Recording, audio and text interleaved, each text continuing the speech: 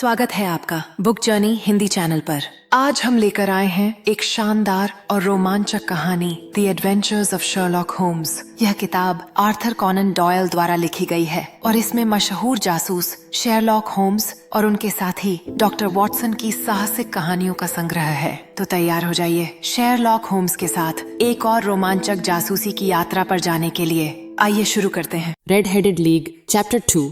क्या आपने कभी ऐसा अजीब मामला सुना है जहां किसी को सिर्फ लाल बालों की वजह से एक अजीब और गरीब नौकरी दी जाए और फिर अचानक बिना किसी चेतावनी के वह नौकरी गायब हो जाए? यही हुआ लंदन के एक गरीब जाबेज विल्सन के साथ। लेकिन जब मामला शेरलॉक होम्स के पास पहुंचा तो सच्चाई कुछ और ही निकली। एक ऐसा रहस्य जिसे सुनकर आपके रोंगटे खड़े हो जाएंगे। जाबेज विल्सन ने शेरलॉक होम्स को बताया कि उसे एक अजीब नौकरी मिली थी जहां सिर्फ लाल बाल होने की वजह से उसे अच्छे पैसे मिल रहे थे। यह नौकरी अचानक बंद हो गई और इसे समझने के लिए वह अब होम्स के पास आया था। शेरलॉक होम्स ने जाबेज के बयानों का गहराई से विश्लेषण किया और तुरंत कुछ सुरागों की पहचान की। उन्होंने समझा कि इस मामले का सच सिर्फ लाल बालों में नहीं छिपा है बल्कि कहीं और। जाबेज विल्सन, एक गरीब गिरवी रखने वाला दुकानदार, एक अजीब समस्या लेकर शेरलॉक होम्स के पास आता है। उसकी लाल बाल देखकर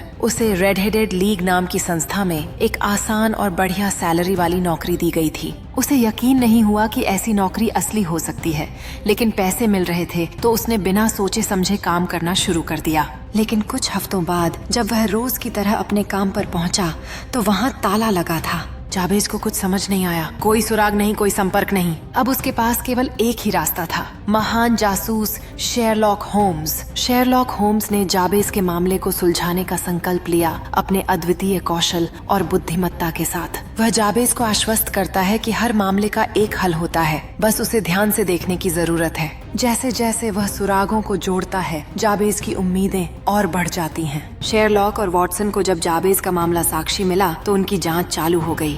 वे लंदन की धुंध में आगे बढ़ते हैं, हर कोने में संभावित सुरागों की तलाश करते हुए। होम्स ने पूरे ध्यान से जाबेज की कहानी सुनी और धीरे से मुस्कुराया। उसके दिमाग में कुछ क्लिक हुआ। उसने तुरंत अपने दोस्त डॉक्टर वॉटसन को बुलाया और कहा, यह कोई मामूली मामला नहीं है बल्कि यह एक बड़ी साजिश का हिस्सा है। फिर वह जाबेज विल्सन की दुकान पर पहुंचा और बड़ी बारीकी से उसका निरीक्षण किया। खासकर उसके सहायक विंसेंट स्पॉल्डिंग पर उसकी नजरें टिकी। होम्स ने महसूस किया कि स्पॉल्डिंग हमेशा बेसमेंट में ज्यादा समय बिताता था। अब समझ आया। होम्स ने धीरे से कहा, एक हल्की सुबह की रोशनी में लंदन की एक भीड़ भाड़ वाली सड़क जहां कई दुकानें और पैदल चलने वाले लोग हैं जो चोरी के आसन्न खतरे से अनजान हैं, जबकि शर्लॉक होम्स अपनी मैग्नीफाइंग ग्लास के साथ एक सुराग पर ध्यान केंद्रित करते हैं। एक छायादार गली में जॉन क्ले और उसके सहयोगी सुरंग के प्रवेश द्वार के पास झुककर बैठे हैं।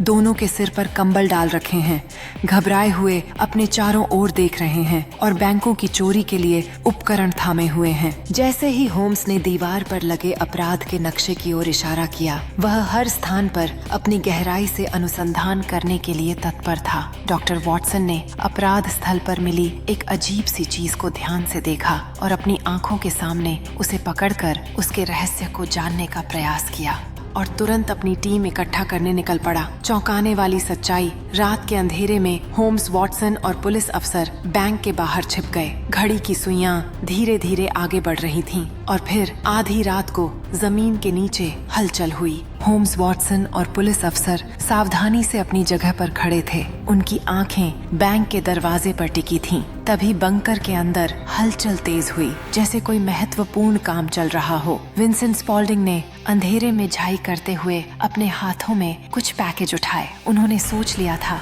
कि अगर यह साजिश सफल होती है तो उनके लिए सब कुछ खत्म हो जाएगा। तीनों ने एक दूसरे को देखा और संकेत किया जैसे वे एक साथ आगे बढ़ने के लिए तैयार हों। धम! बैंक के फर्श में एक सुरंग का दरवाजा खुला और उसमें से दो लोग निकले। एक था स्पॉल्डिंग, जिसका असली नाम जॉन क्ले था, लंदन का सबसे शातिर अपराधी।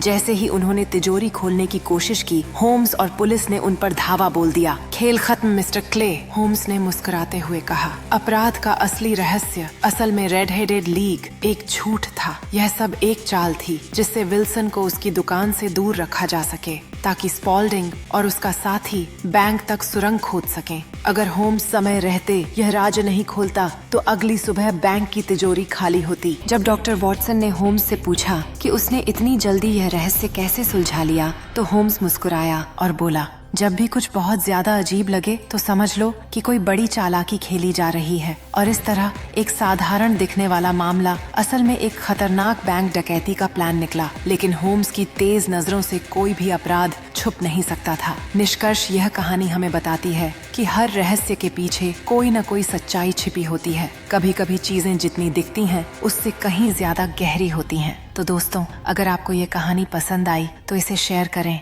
और हमें बताएं, अगर आप शेरलॉक होम्स की जगह होते तो क्या आप इस पहेली को हल कर पाते?